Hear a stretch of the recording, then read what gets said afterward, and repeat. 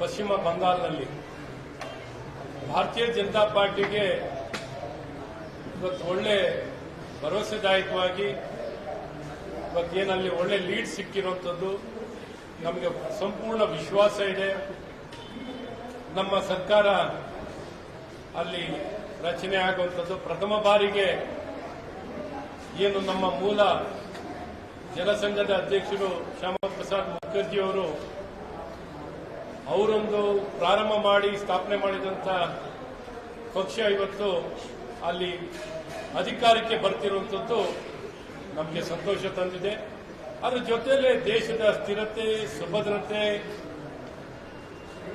ಮತ್ತು ಎಲ್ಲ ರೀತಿಯಾದಂಥ ಆತಂಕಗಳನ್ನು ದೂರ ಮಾಡಲಿಕ್ಕೆ ಇವತ್ತು ಭಾರತೀಯ ಜನತಾ ಪಾರ್ಟಿಯಲ್ಲಿ ಅಧಿಕಾರಕ್ಕೆ ಬರ್ತಿರುವಂಥದ್ದು ನಮ್ಮ ದೇಶಕ್ಕೆ ಸುಭದ್ರತೆ, ಏಕತೆ ಮತ್ತು ನಮ್ಮ ಉತ್ತಮ ಭವಿಷ್ಯವನ್ನು ಕೊಡಲಿಕ್ಕೆ ಸಾಧ್ಯವಾಗುತ್ತೆ. ಹಾಗಾಗಿ ವಿಶೇಷವಾಗಿ ಈ ಪಂಚರಾಜ್ಯದಲ್ಲಿ ವೆಸ್ಟ್ ಬಂಗಾಲು ನನ್ನ ಪ್ರಕಾರ ಬಹಳ ವಿಶೇಷವಾಗಿ ದೊಡ್ಡ ಸಾಧನೆ.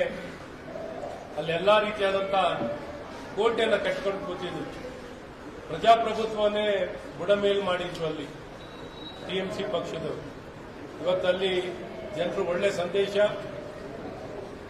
ಕೊಡೋ ಮೂಲಕ, ಜನ ಆಶೀರ್ವಾದ ಕೊಡೋ ಮೂಲಕ ಮತ್ತು ಒಳ್ಳೆ ನಿರ್ಣಯ, ಒಳ್ಳೆ ತೀರ್ಪನ್ನು ಕೊಟ್ಟಿದ್ದಾರೆ. ಅವರಿಗೆ ಪಶ್ಚಿಮ ಬಂಗಾಳದ ಜನರಿಗೆ ನಾನು ಮುಂಚಿತವಾಗಿ ನಾನು ಶುಭಾಶಯವನ್ನು ಕೋರಲಿಕ್ಕೆ ಇಷ್ಟಪಡ್ತೀನಿ.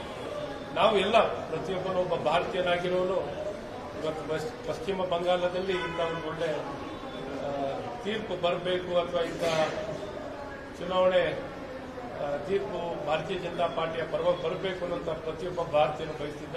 ಈ ದಿಕ್ಕಲ್ಲಿ ಇವತ್ತು ಈ ಟ್ರೆಂಡ್ ಇರುವಂಥದ್ದು ಒಳ್ಳೆ ಬೆಳವಣಿಗೆ.